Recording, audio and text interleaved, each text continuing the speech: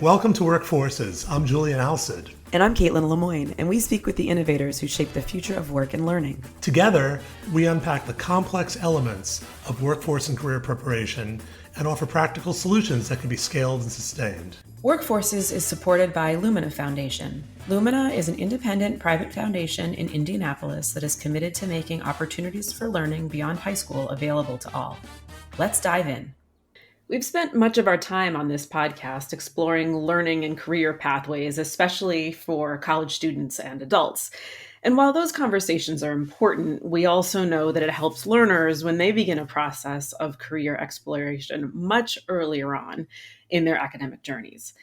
By the time someone gets to college, it can often be too late for foundational career exploration. We need to help K-12 learners develop an awareness and curiosity of various career options, get them age-appropriate experience, and help them link their academic interests to the world of work. That's right, Caitlin. And it's something we both know firsthand. We both started our careers in innovative high schools where we each designed project-based and experiential learning opportunities intentionally integrated with internships and real-world experiences. We understand the complexities of this work, particularly figuring out the right level of exposure to workplace skills and experiences for young people. How do we best help them explore, gain experience, build social capital, and discover their likes and dislikes? Yes, it is about developing the skills and awareness learners need to navigate the world of work.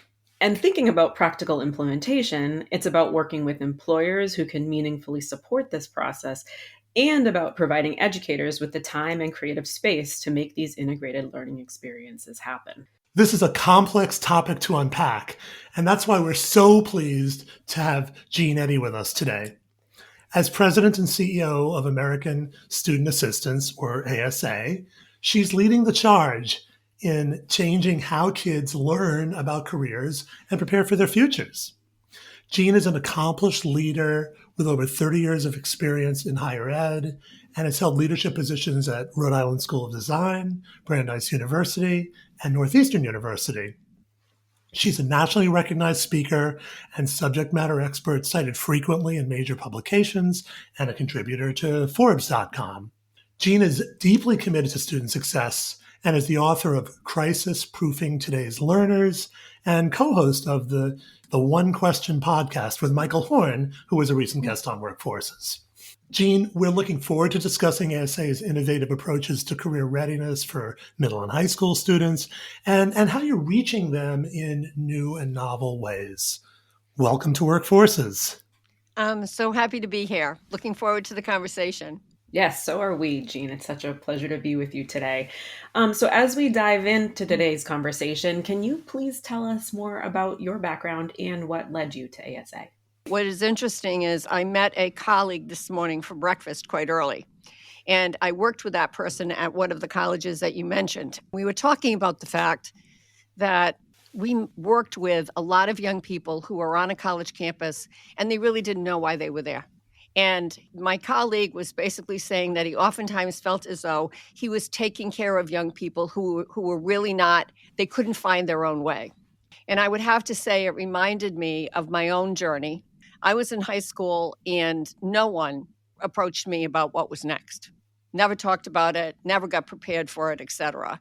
And if it weren't for the fact that I ended up, after leaving high school, going to a community college, I was lucky. I met people who were interested in me and wanted to kind of show me some way or some path. Who knows where I'd be right now. But I guess, I ended up in higher education because I was so taken with my own experience at a community college. And I worked in higher ed, as you said, for a number of years. But I worked with a lot of young people who really didn't know why they were in college. And I would say that some of them really should have taken another path. And instead went on to college, spent an awful lot of money that they didn't need to spend, and then ended up with quite a bit of debt that they had to repay somehow, some way. So fast forward now to ASA. I became involved with ASA because ASA is a federal guarantor. And as a person who worked in higher ed, I was on the board of ASA for a number of years. And why I was interested in ASA is because of the fact that they were really committed to helping young people. It was a very personal relationship, which with a lot of guarantors, it was not. But at ASA, it was. And I stayed committed because I was so interested in how they interacted with students. When I was asked to become the CEO here, which was 8 years ago now, we were talking about how we could think about working with young people before a problem arose. What we were doing was basically trying to put a Band-Aid on something at the end of the day, rather than getting in front of the problem to see what we could do about that. So we did an awful lot of research and found out that the best time to really talk about careers was in middle school. And that seems kind of young, 6th grade, 7th grade. But what we found is that kids who are in that age bracket are really open to exploration. They aren't hardwired that they want to do this or they want to do that. And furthermore, their friends haven't made such a huge impact on them that they were willing to go and find their own way.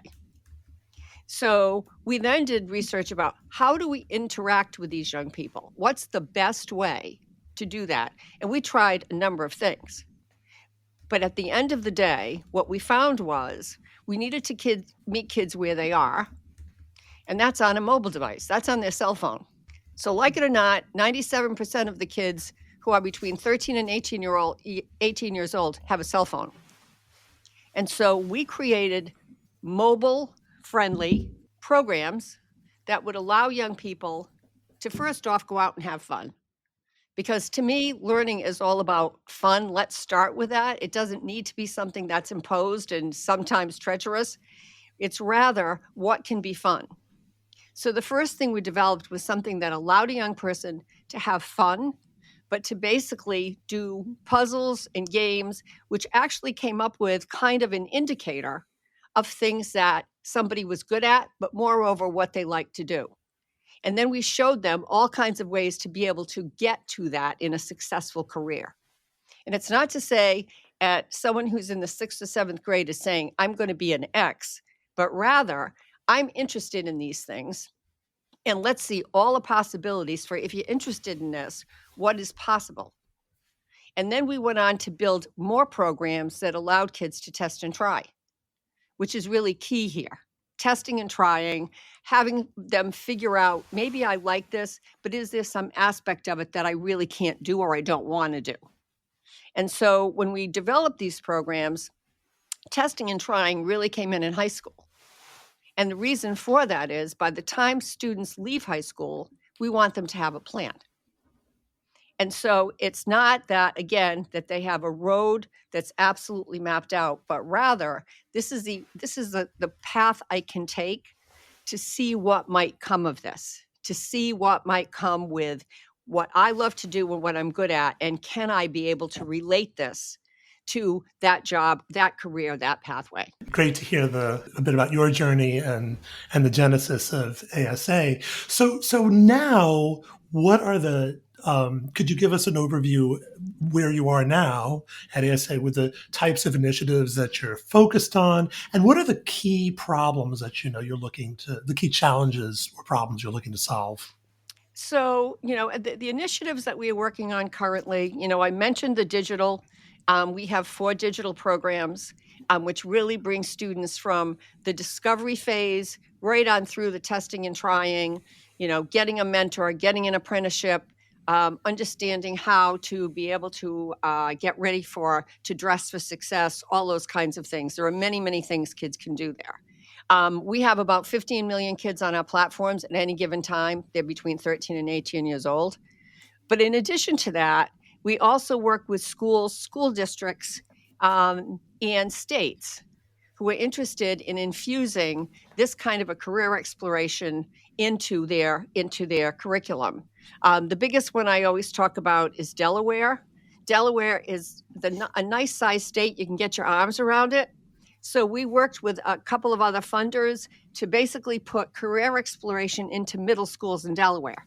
So every kid in Delaware has an opportunity to do this kind of career exploration. But I think the biggest challenge we have is the next step, is the testing and trying. Because I would have to say, we need employers to be able to help us do that. But any employer will tell you, and I've talked with many, they don't have the infrastructure to be able to provide that. And sometimes they are quite hesitant to get into this because, again, they don't have the staff, they don't have the know-how, and they cannot figure out how to connect with the school district, with a system.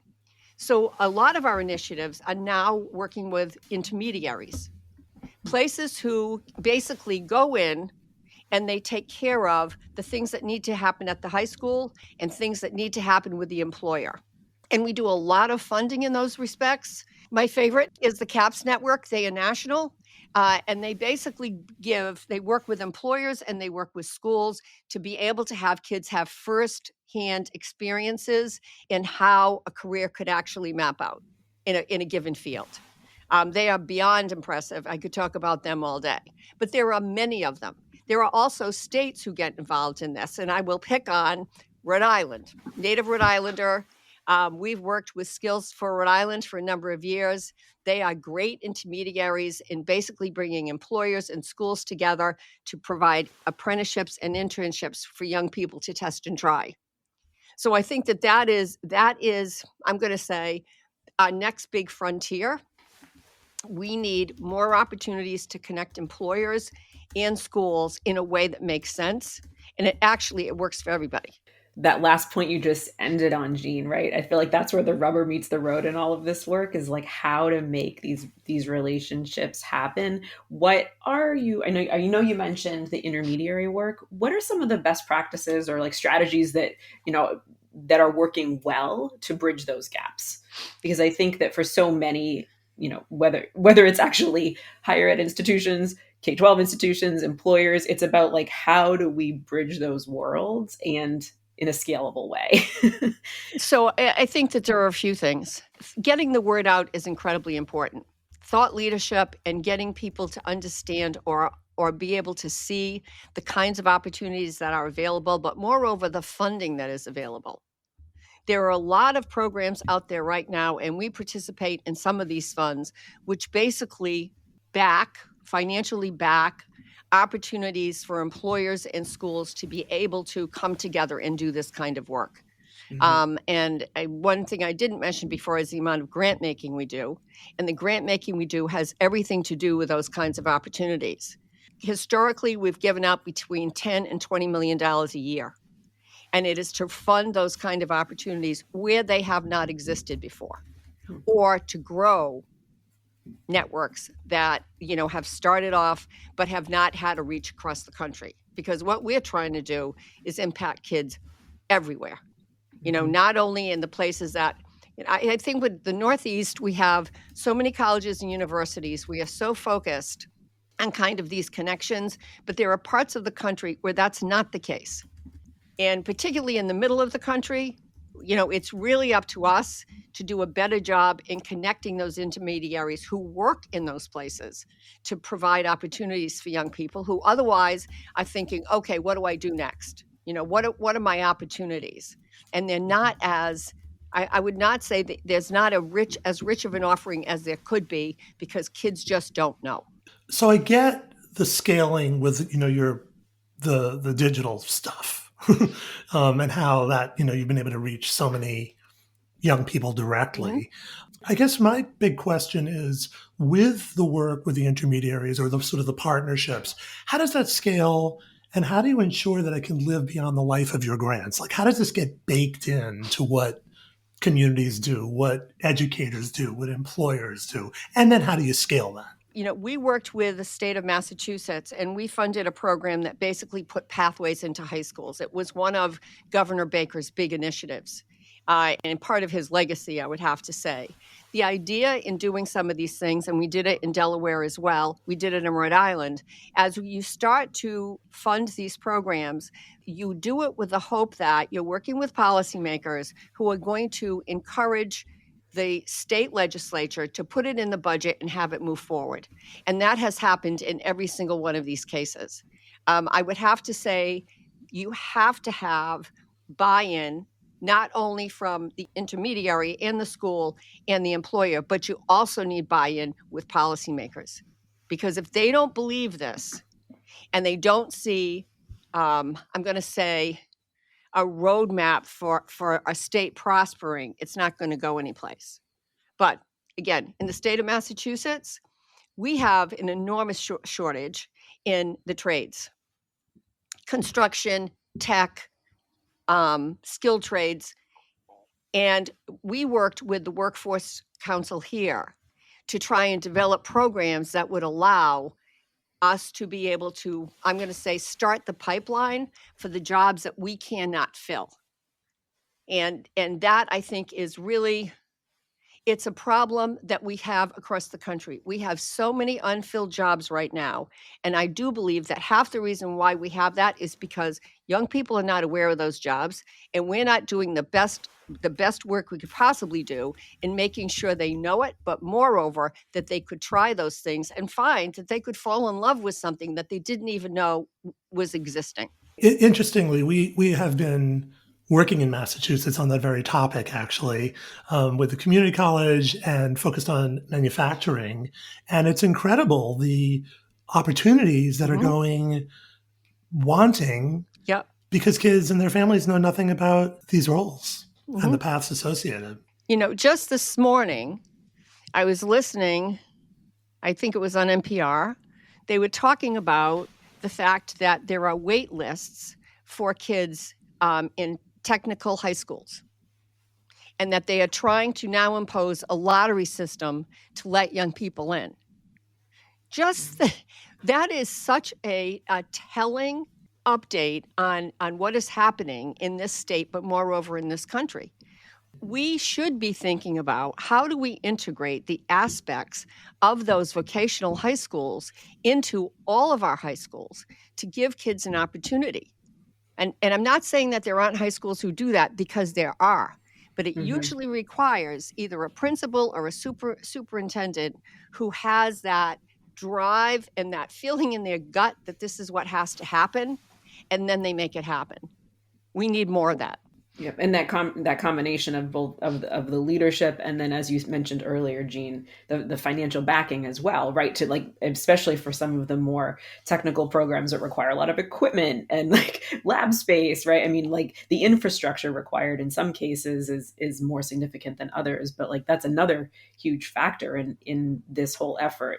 One thing that I find really fascinating about the different digital solutions that ASA has built is it seems like it's a pretty low lift for schools to implement and for learners to engage with. I'm curious, what's the split, I guess, that you see across like learners who engage with these tools on their own as individual users versus who are introduced through a classroom-like experience? Like, how do learners come to these materials maybe individually? How do they find them? So I would say, by and large, young people come to us directly. We have obviously connections with teachers, with superintendents, et cetera, and many will use our products as a way to have a hybrid experience as far as career exploration is concerned. They are using it for that purpose. So they're basically saying, go out to asa.org, look at this, look at that, et cetera. But by and large, most of it is coming from kids who come directly to us. And I think when we first started talking, I talked about the fact that I wanted kids to have fun. So what we basically do, I'm going to say we invade the time that young people are using their phones, which is on average 5 hours a day, which is frightening to me, frankly. But we approach them, and it's something that they can take it or leave it. So we go through TikTok, Snapchat, Instagram, et cetera. We throw out these things, invite kids to come in. They either do it or they don't. Most of the time we find they do it. We have a high level of engagement, but it's got everything to do with that they're seeing it as this is curious, this is fun. And then suddenly we're opening up another world to them. And then kids stay. And so we have 4 platforms, and it's amazing to me that they keep going. And of course, again, it's all about fun. So I think that is really the key to this. And what is really, really important, particularly with young people in this generation of young people. They want agency. They want to be able to say, I chose this. This is what I want to do, without someone imposing it on them. So I think that we've got to, we're meeting them where they are. They have choice, and they're having fun. Mm-hmm. Well, and I appreciated your earlier insight about the research around this work, and Mm-hmm. like at what ages young people are most open to this exploration, because I think it sometimes can feel like the closer you get to the end of high school, it's like, what am I going to do? What am I going to do? Right. And the creative kind of space to explore gets maybe a little bit more narrowed. And maybe, as you mentioned, influenced by peers.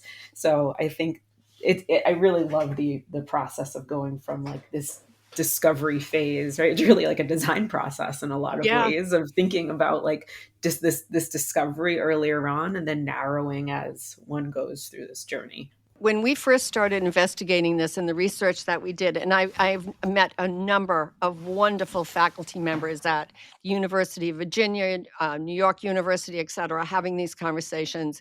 And I was actually surprised. People always talk about the fact that a toddler has this immense capacity to be able to take in information and process it. But likewise, kids who are in the 13, 12, 13, 14 years old, their brains are working pretty much the same way. So to be able to offer up all of this information, they're ready for it. They're ready to take it in, which, I absolutely love. And one of the things we also found out, and one of the things that kind of pushed us to move earlier, is the fact that the stress level of young people, particularly in high school, we monitor it, we've researched it. From the time they're a freshman in high school to their senior year, the level of stress goes up exponentially. So that now it's a case of, what am I going to do? How am I going to do it? Where am I going to find it, et cetera, rather than, okay, let's take a step back and really think about what are the kinds of things that, and I always use this phrase, that makes your heart sing. You're going to do this a long time. So what is it? Yeah, it's funny when you talk about the stress levels going up. It's kind of like, they're building muscle early on, Mm-hmm. and it's these muscles that if you're going to be successful and happy and make your heart sing, you're going to have to figure out who you are and what do you like and how does it fit and how do you apply your skills and how does it tie to your academics, et cetera, et cetera. Yeah, and it's a lot. It's a lot to ask a young person. It's really a lot. And all we're trying to do is help them kind of find a pathway to some of that. But it's not going to all magically appear at one point in time, which is why we have to start so early. Well, and I think especially in a moment where, the job and career landscape seems to be like shifting beneath our feet, right? Like I think all the, to have digital tools that can help support those conversations, maybe kind of a little bit more agnostic to exactly what's happening at the, this present moment in time regarding AI, right? And the impact there, like to be able to take a step back and just say, like, wait a minute, let's think about your interests, your passions, like transferable skills, right? Like that feels like a very productive place to start, and to have those digital solutions as a grounding tool for that learner and for educators, I would imagine would be very helpful as well. Yeah, and it's just one step in the process. It certainly can't be the whole thing. And I would have to say, I applaud the role that teachers play in this. What I'm trying to figure out is, how can we integrate some of the things that we've learned into the system without overburdening teachers, because they have too much to do now. I know that. And how are they supposed to change the curriculum, get things in there about career exploration rather than being an add-on? And some places, again, have had to use policymakers, employers, and entire communities to make this change. One of our grantees is out in Cajon Valley, right outside of San Francisco. And that superintendent of schools basically fervently believes in everything I've just been talking about, and their entire school system, from kindergarten right on through high school, embraces the thought of career exploration and how you connect courses that you take in high school to how you could use them in a career. I remember when I first heard about Cajon Valley and the world of work, my immediate response was, these are our people. How do we find them? How do we connect with them? And we did, and then we started, granting them funds so that they could add on to different school districts, which they've done. So it is possible. Amazing. And Yeah. it is starting a movement. So that's a perfect segue to a question that we ask all of our guests, Jean, which is, so our audience really represents the various stakeholders that need to be a part of this, from the employers to the educators, higher, secondary, policymakers, et cetera, even ed tech people who need to be a part of this. So what practical steps can our audience take to become forces in initiating or supporting efforts to provide earlier opportunities for career exploration and exposure? One of the things we do when we do more and more and more of this is that we host meetings at major conferences across the country to be able to pull in those constituencies, to have conversations. We have to start conversations with everybody sitting in the room. So it's a case of, employers, it's policymakers, it's educators. All of those people have to come together and we have to start a conversation. I would also say parents need to become involved in this as well. They need to be raising their hands in their school districts, talking to their representatives, talking to school committees about the things that really need to happen to give their young people the absolute best experience they can have. So that is certainly a start, but I would also say that we need to do a better job in getting the word out as far as bringing people, everybody, into opportunities where they can see this live. So I'll give you an example. There is a program out there called School Links. It's in high schools across the country. That program right now, and we are partnering with them. They have 160,000 employers on their site. They're in school systems. They have employers there, and it gives them an opportunity to be able to go out and connect in relevant ways. We need to be doing more of that, and there are opportunities to do that. We ourselves are partnering with Jobs for the Future to basically create a site that kids can go to, employers can go to, teachers can go to, policymakers can go to, that will allow people to see available training programs, how you pay for it, how a major in college or a training program that you've been in can relate to a job. It allows employers to go in to see young people who have the credentials, but moreover the interest in some of the jobs they offer. These kinds of things are going to bring everybody in. It's going to pull everybody in. I should say, for those people who care about it, and I would say most of us care about it. Right. This is an initiative, right? That I think as we think about like learners who then become part of our workers and broader society, everyone cares, right? Absolutely. As we wind down our conversation today, Jean, this has been such an insightful conversation, and we've learned a great deal. How can our listeners learn more and continue to follow your work? Certainly, go to asa.org. There's an awful lot of information on that. And I am not plugging my book for any other reason than to say that it's an opportunity to see the thinking behind what we do, but moreover, some of the things we are doing in ways that people could get involved. Crisis Proofing Today's Learners is the name of the book. And any proceeds for the book just go back into funding the things that we do for kids. So and I would also say it's an easy read. It doesn't sound like a textbook. It doesn't read like a textbook. It's a fairly easy read. Great. Well, thank you so much for sharing more about ASA, the initiatives that are top of mind for you, some of the initiatives that have been a bit more longstanding. We really appreciate your time today and look forward to continuing to follow your efforts. It's been my pleasure. Thank you so much, Jean. Thank you. That's all we have for you today. Thank you for listening to Workforces. We hope that you take away nuggets that you can use in your own work. Thank you to our sponsor, Lumina Foundation. We are also grateful to our wonderful producer, Dustin Ramsdell. You can listen to future episodes at workforces.info or on Apple, Amazon, and Spotify. Please subscribe, like, and share the podcast with your colleagues and friends.